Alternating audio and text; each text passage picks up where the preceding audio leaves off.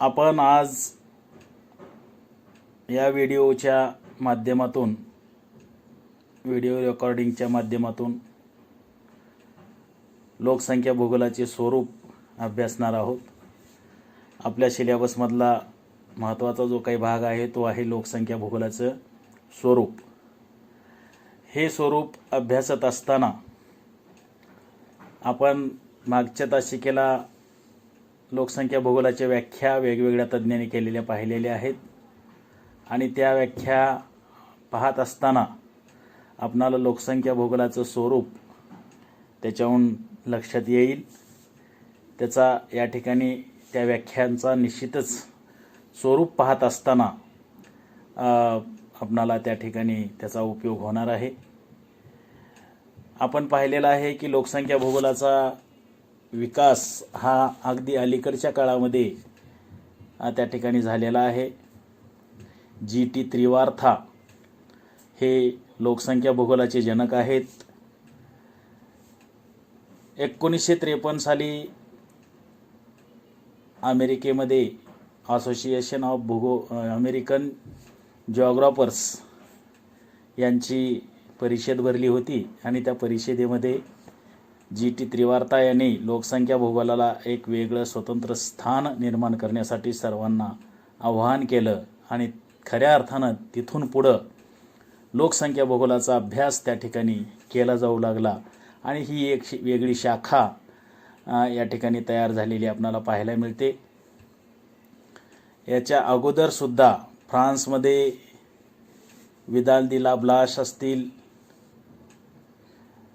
मॅक्समिलन असतील यांनी लोकसंख्या भूगोलाचा अभ्यास त्या ठिकाणी केलेला आहे। इंग्लंडमध्ये आर्थर गेडिस यांनी सुद्धा लोकसंख्या भूगोलाचा अभ्यास केलेला आहे। USA मध्ये बार्कर, मॅकार्थी, जेफरसन यांनी सुद्धा लोकसंख्या भूगोलाचा अभ्यास करण्याचा प्रयत्न केलेला आहे आणि त्या माध्यमातून आज आपण पाहतो जी.टी. त्रिवार्था यांनी त्या लोकसंख्या भूगोलाच्या अभ्यासाला एक वेगळं स्वरूप किंवा वेगळं महत्त्व प्राप्त करून दिलं आणि त्यानंतर J.I. क्लार्क असतील, जेलिन्स्की असतील, बिजू गार्नियर असतील, रॉबर्ट्स वुड्स असतील यांनी लोकसंख्या भूगोलाचा अभ्यास करण्यासाठी महत्त्वाचं योगदान त्या ठिकाणी दिलेलं आहे। आज आपण लोकसंख्या भूगोलाचे स्वरूप पाहत असताना हे लोकसंख्या भूगोलाचे स्वरूप हे आपण एकंदरीत 6 मुद्द्याला अनुसरून त्या ठिकाणी पाहणार आहोत। ते 6 मुद्दे असे आहेत की पहिला मुद्दा आपण या ठिकाणी सांगता येईल की लोकसंख्या भूगोलाचे स्वरूप हे परिवर्तनशील आहे, कारण लोकसंख्या ही स्थिर नाही। लोकसंख्या ही सातत्यानं बदलत असते।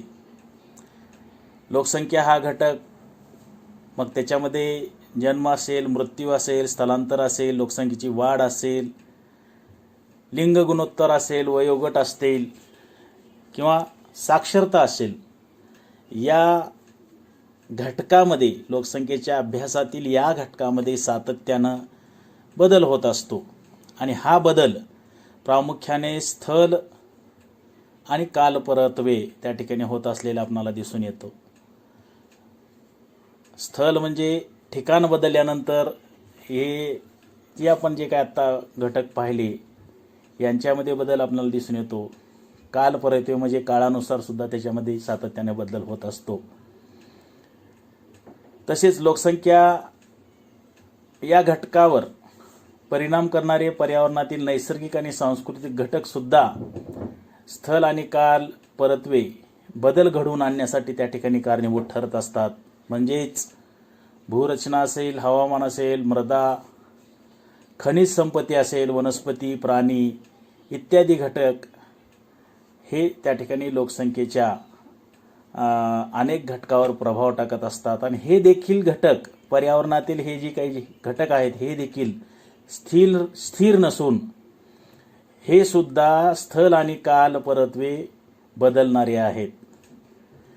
आपण सांस्कृतिक पर्यावरणाचा ज्यावेळेस अभ्यास करतो त्यावेळेस त्याच्यामध्ये धर्म, वंश, भाषा, शेती, उद्योग, व्यापार, वाहतूक शास्त्रीय व तांत्रिक ज्ञान इत्यादी घटक सुद्धा स्थल आणि काल परत्वे बदलत असतात आणि या घटकाचा सुद्धा कुठेतरी लोकसंख्येवर परिणाम होत असतो, लोकसंख्या भूगोलावर त्याचा परिणाम होत असतो.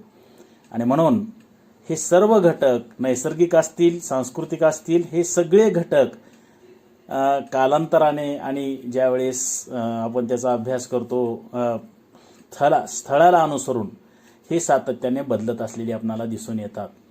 आपण सुरुवातीला सांगितले की लोकसंख्या भूगोलाचा अभ्यास हा अभिक्षेत्रानुसार केला जातो. अभिक्षेत्र बदललं की त्या ठिकाणची परिस्थिती बदलते आणि त्या ठिकाणच्या परिस्थितीला अनुसरून त्या ठिकाणची लोकसंख्या असलेली आपल्याला पाहायला मिळतात. लोकसंख्येची जी काही वैशिष्ट्ये आहेत ते अभिक्षेत्राला अनुसरून असतात. म्हणून या ठिकाणी लोकसंख्या भूगोलाचा अभ्यास करत असताना त्याचं स्वरूप पाहत असताना हे परिवर्तनशील स्वरूप आहे किंवा परिवर्तनीय स्वरूप आहे असं या ठिकाणी आपल्याला सांगता येईल. दुसरं आहे लोकसंख्या भूगोलाचं स्वरूप हे गतिशील आहे. गतिशील म्हणजे काय? आताच आपण पाहिले किंवा काळानुसार याच्यामध्ये बदल होत असतात. अलीकडच्या काळामध्ये तर तांत्रिक ज्ञानामुळे आणि मानवाच्या कौशल्यामुळे जगामध्ये सातत्यानं एकदम वेगानं बदल होत आहेत. त्याच्यामध्ये लोकसंख्या भूगोलाचा अभ्यासाचं स्वरूप देखील मागे नाही. आपण पाहतो की अलीकडच्या काळामध्ये अतिशय वेगानं अभ्यास या ठिकाणी लोकसंख्या भूगोलामध्ये व्हायला लागलेला आहे. म्हणून त्याचं स्वरूप गतिशील देखील आहे, परिवर्तनशील देखील आहे असं या ठिकाणी आपल्याला सांगता येईल. त्याचबरोबर मानव केंद्रित स्वरूप आहे लोकसंख्या भूगोलाचं. पुढचा मुद्दा या ठिकाणी सांगत असताना असं लक्षात येतं की लोकसंख्या भूगोलाचं स्वरूप हे मानव केंद्रित आहे. मानव केंद्रित म्हणजे काय? कारण लोकसंख्या हा घटक खऱ्या अर्थानं मानवाशी संबंधित आहे. मानवाच्या समूहालाच आपण लोकसंख्या म्हणतो आणि मानवाचा अभ्यास आपण या ठिकाणी लोकसंख्येमध्ये केला जातो. मानवाचाच अभ्यास लोकसंख्येमध्ये केला जातो आणि हा अभ्यास लोकसंख्येचा होत असल्यामुळे तो अभ्यास खऱ्या अर्थानं मानव केंद्रित असलेला आपल्याला दिसून येतो. अनेक शास्त्राचा अभ्यास असेल, अनेक विषयाचा अभ्यास असेल, हा अभ्यास आपण कुठंतरी मानवाच्या हिताच्या दृष्टिकोनातूनच त्याचा अभ्यास करत असतो. मानवाला कुठंतरी त्याचा फायदा होईल हाच दृष्टिकोन डोळ्यासमोर असतो आणि त्या पद्धतीनं लोकसंख्या भूगोलाचा सुद्धा आपण अभ्यास या ठिकाणी मानवाला कुठंतरी सुखी बनवण्यासाठी याचा अभ्यास केला जातो असं या ठिकाणी आपणाला सांगता येईल. पुढचा मुद्दा आहे लोकसंख्या भूगोलाचं स्वरूप हे सामाजिक आहे. सामाजिक म्हणजे काय? मानव हा सामाजिक किंवा समाजशील प्राणी आहे. मानव हा एकटा राहू शकत नाही. तो समाजात राहतो, तो ग्रुप करून राहतो, तो समूहानं राहतो आणि म्हणूनच त्या ठिकाणच्या परिस्थितीवेळा अनुसरून लोकसंख्या ही त्या ठिकाणी तयार होत असते आणि प्रत्येक ठिकाणच्या समूहाची, प्रत्येक ठिकाणच्या लोकांची वैशिष्ट्ये ही काय असतात? वेगळी असतात आणि म्हणून सामाजिक स्वरूप हे लोकसंख्या भूगोलाचं असलेलं आपल्याला या ठिकाणी सांगता येईल. समाजामध्ये अनेक प्रकारच्या त्यांच्या संस्कृती या ठिकाणी निर्माण झालेल्या आहेत. वेगवेगळ्या देशातील वेगवेगळ्या समाजाच्या वेगवेगळ्या संस्कृती आहेत. त्यांचं राहणीमान वेगळं आहे, त्यांचं अन्न वेगळं आहे. ह्या सगळ्या वेगळेपणाला कुठंतरी भौगोलिक घटक कारणीभूत ठरत असतात आणि या भौगोलिक घटकाचा आपण व्याख्येमध्ये पाहिलेला आहे. या भौगोलिक घटकाचा मानवाच्या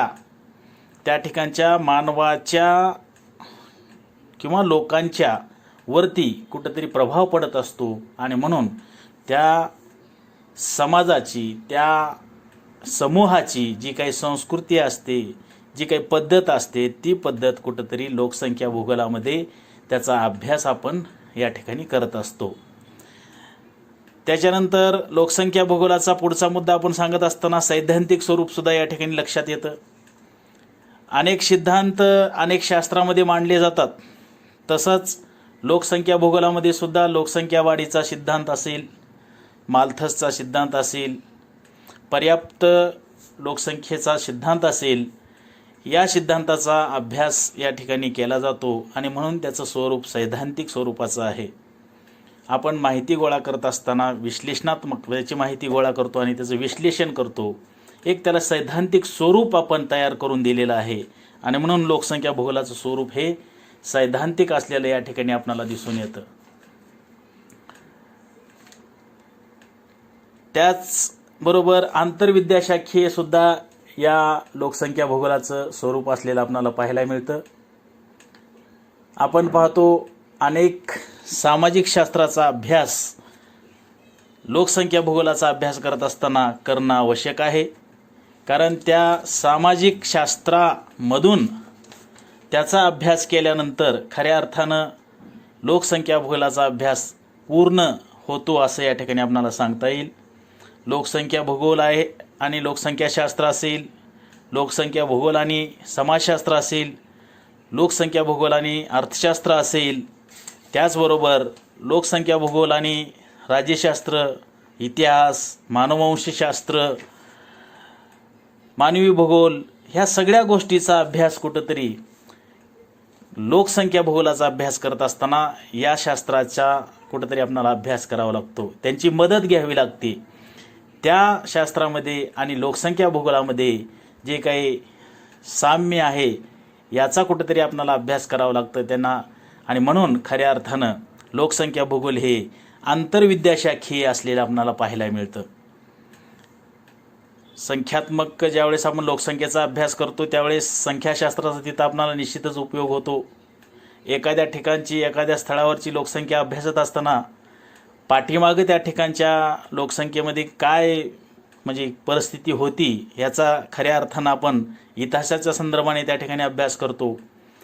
लोकसंख्येला अनुसरूनच जगातील अनेक राजकीय धोरणं ठरत असतात. राज्यशास्त्राच्या संदर्भाने त्या ठिकाणी अभ्यास आपण या ठिकाणी करत असतो. लोकसंख्येचा विकास, प्रगती जी आहे, ह्या सगळ्या गोष्टीचा अभ्यास आपण अर्थशास्त्राला अनुसरून त्या ठिकाणी करत असतो. म्हणून लोकसंख्या भूगोलाचे स्वरूप हे आंतरविद्याशाखीय असलेलं या ठिकाणी आपल्याला पाहायला मिळतं. सांख्यिकी स्वरूप आहे लोकसंख्या भूगोलाचं, कारण लोकसंख्या ही आपण मोजत असतो. मग ती मोजत असताना वेगवेगळ्या रचनेला अनुसरून त्याची आपण त्या ठिकाणी लोकसंख्या मोजत असतो.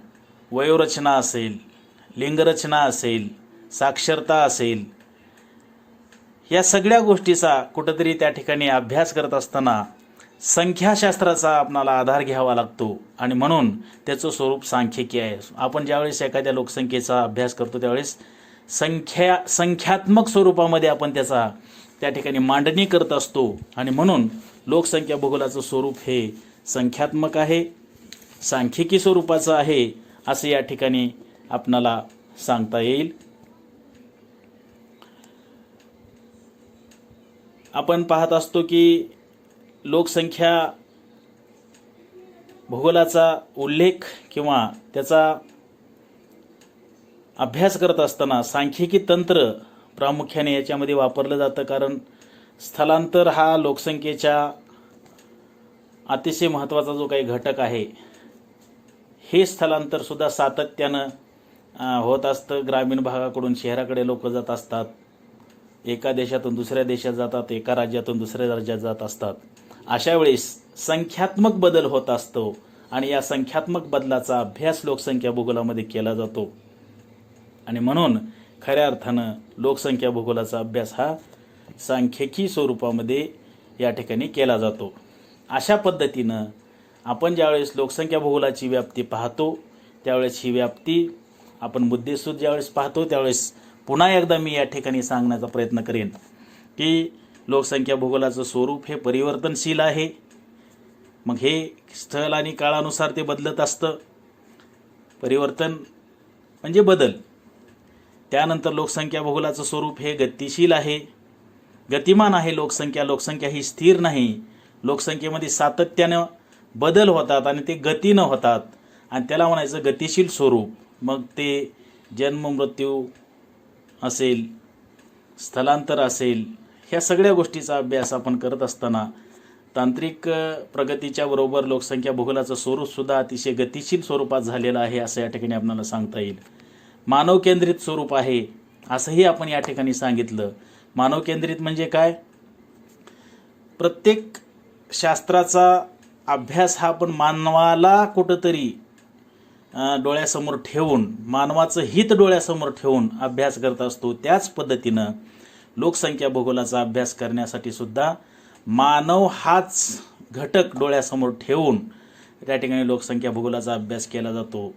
मानवी समूहालाच लोकसंख्या या ठिकाणी संबोधलं जातं असंही आपण त्या ठिकाणी सांगितलेलं आहे.